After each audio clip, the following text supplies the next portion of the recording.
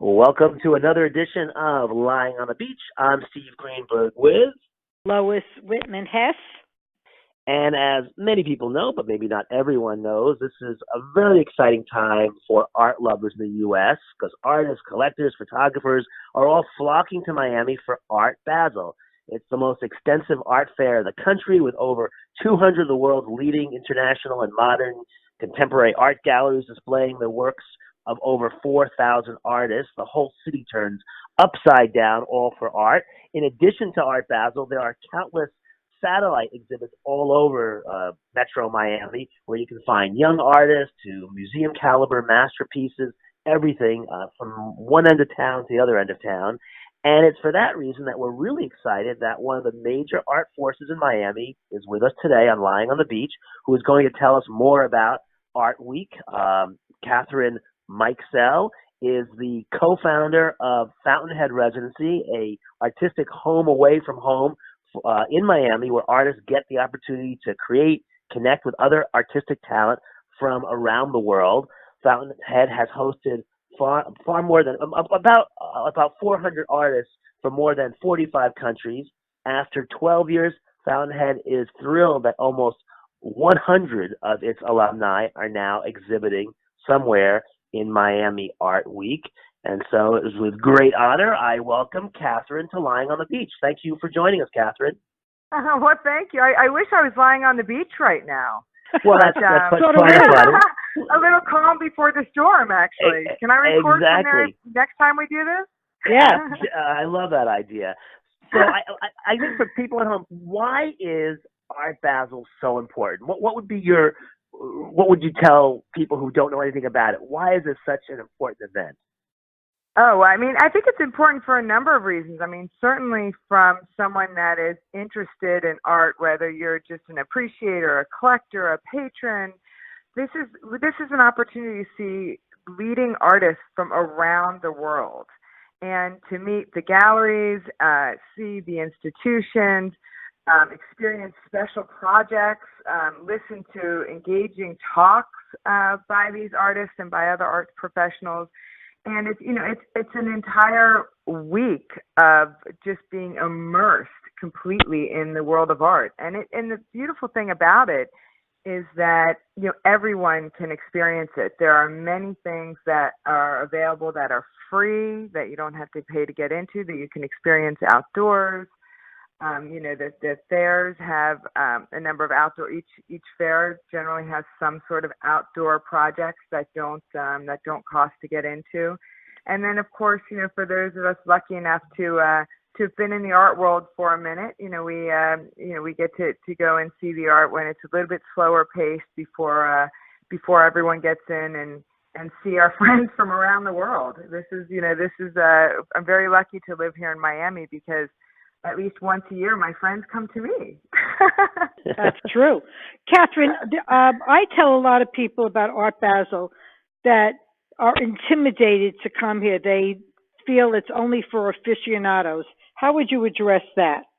No, I mean, absolutely. I mean, I think that's really what the art world in general is trying so hard to get away from, and that is, artists especially, right? Is they are not, they want to connect with everyone, right? They don't want the art world to have these walls and barriers around it and only be for the elite as it's currently perceived. I mean, really, artists want to reach everyone. So I would say just don't put so much pressure on yourself. Just go and enjoy, see, invest in yourself, and just look. And there aren't, as we've been told since we were growing up, there are no stupid questions. I mean, especially when it comes to art. I think people put too much pressure on themselves that they're supposed to have an art history degree to be able to, appreciate art and partake in events like this. It's just not true. Are people really buying this art, or is this just for looking, socializing, networking? I mean, you walk around the main building, and it's really expensive stuff. $5.2 million, $3.1 million. I mean, these are big ticket items. Are they They're actually big. being sold? Absolutely. I mean, artwork is being sold at all price points. But I also a lot of people think that everything in the main fair in Art Basel is exorbitantly expensive. Now, obviously, expensive is a relative term, but you can find works, under 10,000, and not really under 5, but under 10,000 in some of the galleries. Like, don't assume that they're all six-figure and above works. There are works available, and especially in the satellite fairs, for quite reasonable prices in the thousands. And now many of the fairs have print editions and things like that, where you can buy phenomenal prints for even under $1,000. That's So amazing. there really is something for everyone during this time. Kathryn, why are most of the art fairs set up by gallerists? Are the ones that exhibit, galleries from around the world, rather than the artists themselves? Or is that not true? No, I would say that is true during Miami Art Week. During some of the other fairs, there are more experimental projects like Spring Break and things like that, where curators are invited to come in and do experimental projects. But most of the fairs during Art Basel are by galleries or nonprofits that have spaces. And really, it'll be interesting to see how this continues to evolve. I mean, certainly with social media and Instagram, and artists having more control over their own, quote unquote brand, and and their work. There's more opportunity for artists to sell themselves that they really never had in the past. That said, not all artists are comfortable with selling and marketing their own work. I mean, many artists really just want to make their work, and they rely on their galleries, and advisors to help them from a sales perspective. So, the galleries continue to play an important role in an artist's career. And I think, and also they frankly have, they have the means in which to participate in these fairs. Fairs are very expensive for galleries to participate in. I mean, the booth costs alone, I think, begin. Well, I've not rented a booth, so I don't want to give numbers that are incorrect, but I think they begin at $15,000 to $20,000, and that's for the cost of the booth. That's before you fly any work in. That's before you provide artists, money in which to produce work. That's before you fly your team here, before you entertain clients, before you pay for a hotel and a rental car and food. And so this is a major, major investment for each of these galleries to be here. You brought up a very interesting question, Kathryn. Are artists really more artists depending on social media to sell their work, or are they, what's happening in the world of galleries versus social media? Well, I think I don't know that it's a versus. I think they are used complementary to one another. So, you'll see that artists are really promoting themselves. They're, like I said, I kind of hate using the word brand, but it kind of is a brand. Artists do become, they become known for not only their work, but who they are, their personalities, their dynamicism, how they look, how they present themselves, who they spend time with. I mean, it's really, social media is used to provide provide insights into an artist's life, right? And that's something that, really we didn't have, we weren't able to see that before social media. You really just kind of saw their work in galleries and museums, and you maybe heard them speak at a talk, and you maybe said hi to them at a gallery opening, but it was very difficult to really understand the artist behind the artwork. So I think social media gives us that insight into the person making the work. Kathryn? Yes. Did you think that when you go to Art Basel or the satellite art things like Art Miami and Wynwood or whatnot. When you travel around, is it safe to buy art here anywhere you go? Is it like this is a safe space, or can you still get ripped off? I mean, I think people feel so insecure about purchasing art. Is this a safe space, or nothing is 100% safe? I mean, what would you tell people about that? I would say that the art world is a market like anything else, right? It's Hmm. supply and demand. I mean, the prices, the work is priced at a point where the galleries think that they can sell it at that price. So, I mean, I don't know if there's ever a safe space, but certainly galleries are not going to jack up the prices because they're here during Art Basel. Like I said, they've heavily invested in coming here. They want to go home with nothing. So they're not here to gouge people. And you'll find, I mean, depending on, what the artist is up to in their career and kind of the buzz around them now, you'll find some artists where even if you're a museum, you don't get a discount. And then you'll find some that are more emerging and where they're trying to really get the work out there, and they might entertain giving some discounts. But a lot of that is dependent on, if you're an institution, if you're a collector in which you have people to your home and therefore the work will get seen. So, the pricing and any discounts is really dependent on what the potential opportunity for that work to be seen by other people. That's really what's dependent, on discounts and things like that. But no, it's not a time where you're getting ripped off. Absolutely not. Steve, does that answer your question, or are you talking about fraud? I was talking about a little bit of everything because Fine. because you just don't, you feel like you don't know. You're kind of walking into this thing with less information than you probably should have.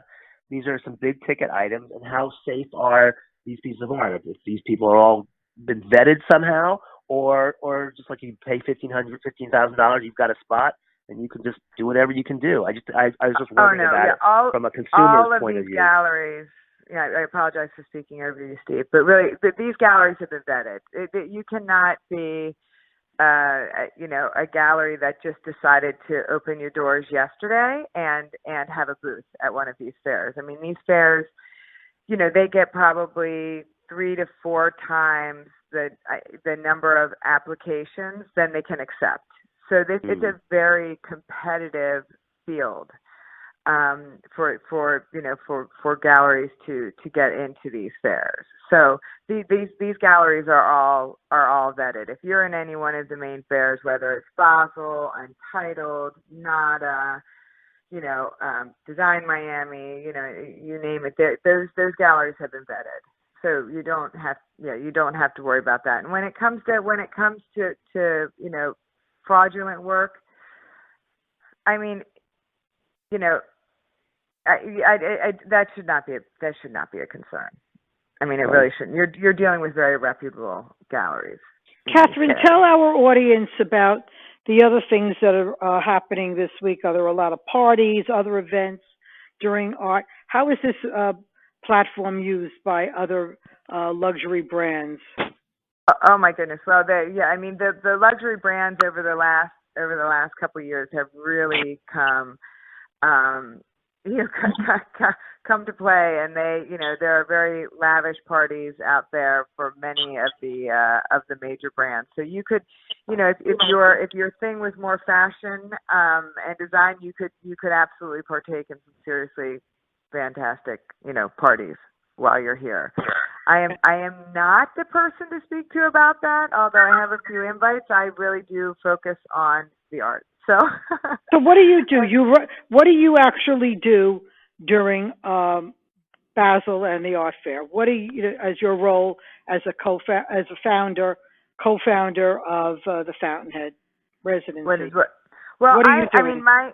Oh my goodness, I'm running all around the city. I mean, I really try to see as many of the artists' work that are being shown here, excuse me, during this time. It's impossible to do, but I try to see as much as I can, and to meet the artists that are here. We have we actually have a very casual party called Pizza, Beer, and a Campfire, which it's just that, to really bring the artists together, because during this week everyone is just racing around, and by Saturday it's hard to see anything and it's hard to speak, and you and Right. you just want to chill.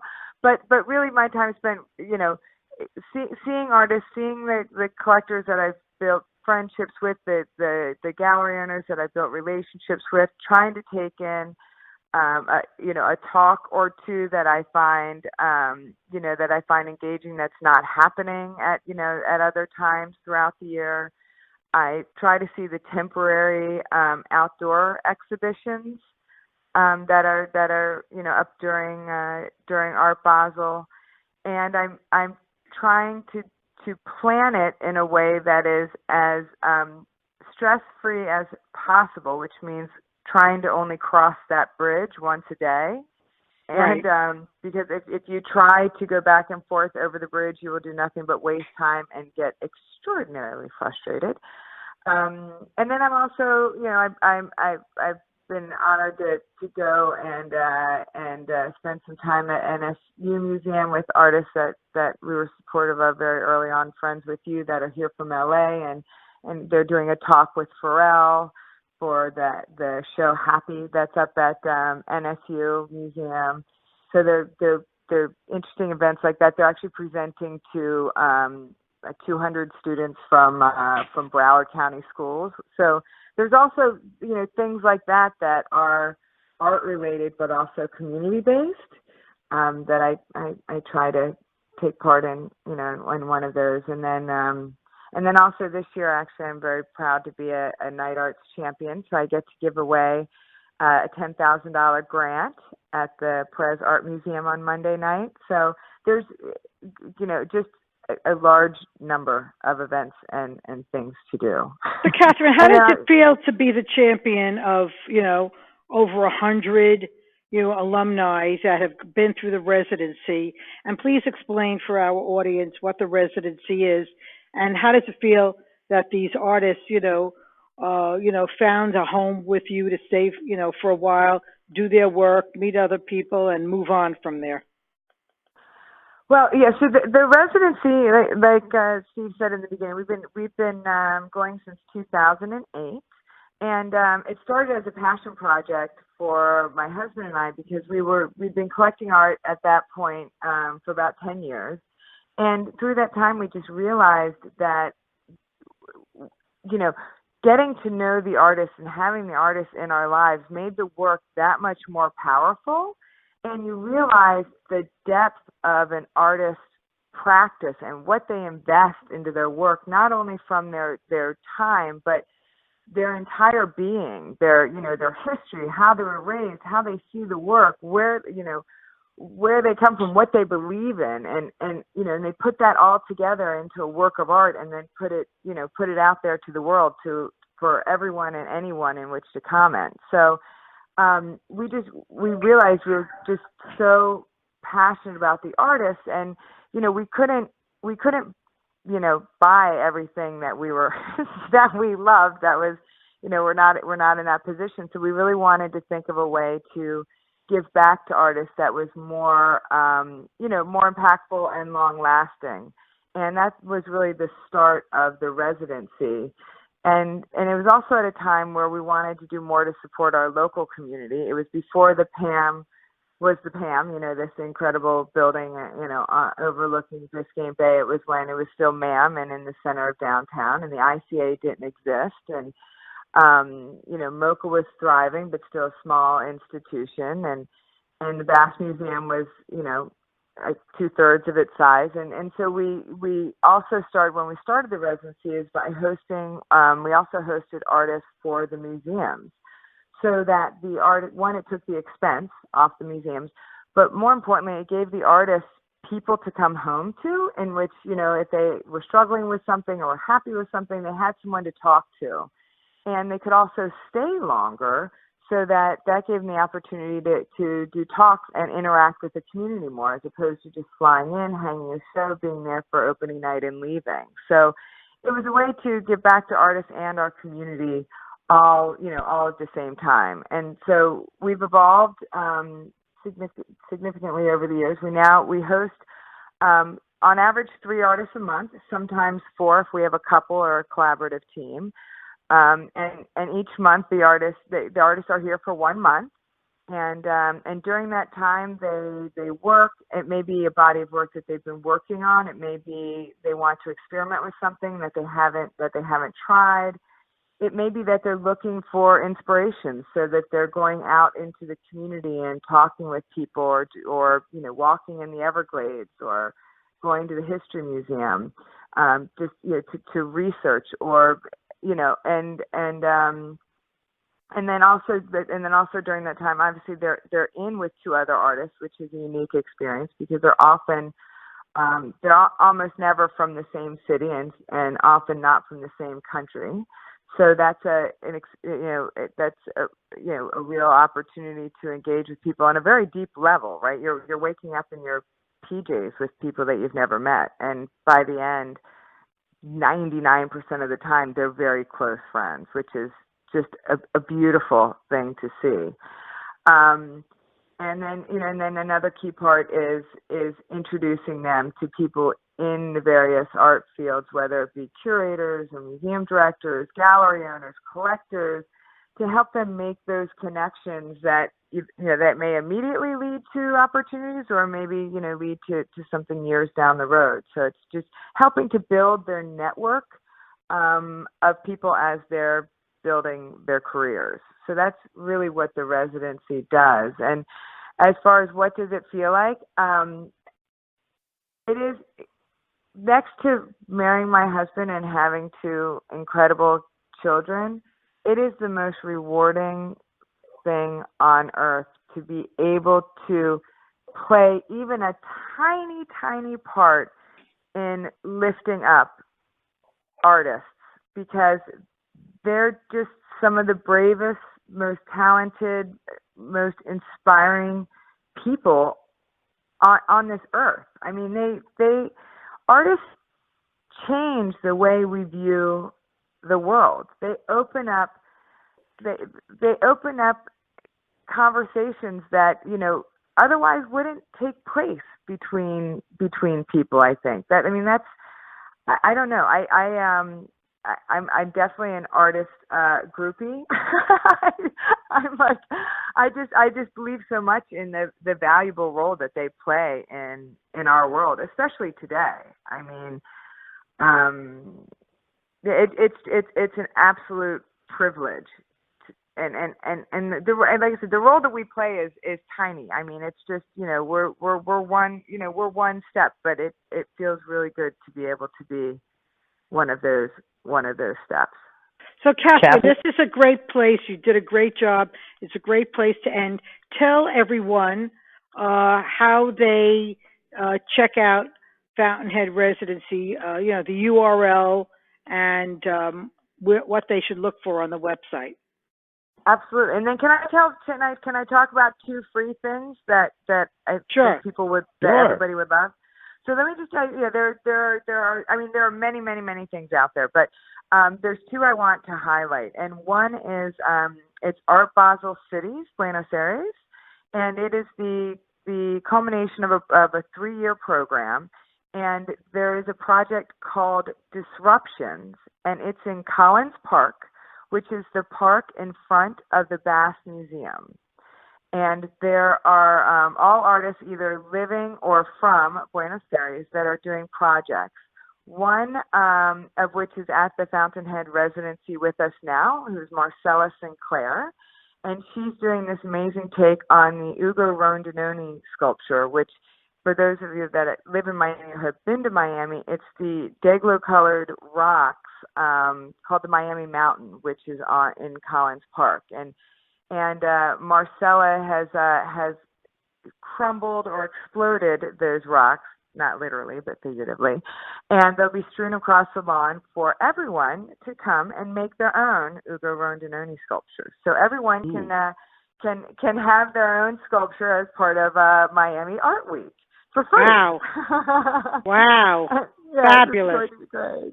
And then Faina does a project every year called the Faina Festival, and this year it's called the Last Supper. And I forgot about one more.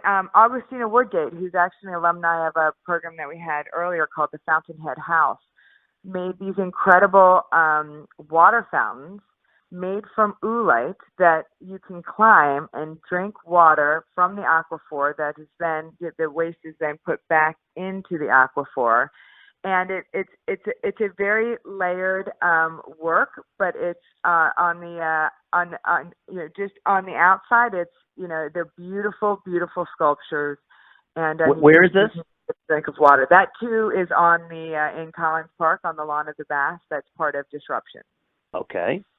And you said another one you had? And the Faena. And then the other one is Faena. The other one is Faena.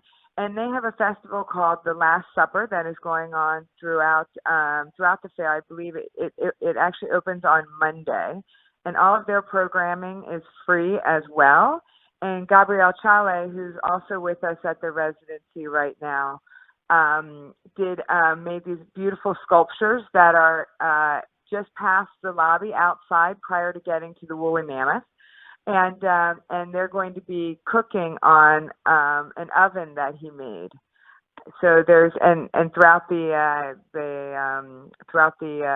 time they'll be doing other suppers and talks and things like that around the festival. And again, all of that is free. So I wanted to bring up at least. Why is it called The Last Supper? That confuses me crazy. I don't. You know what? I don't want to say it incorrectly, and I haven't read the curatorial statement. Yeah. All right. Everyone could look it up. Everyone could look it up. Zoe will kill me if I butcher that.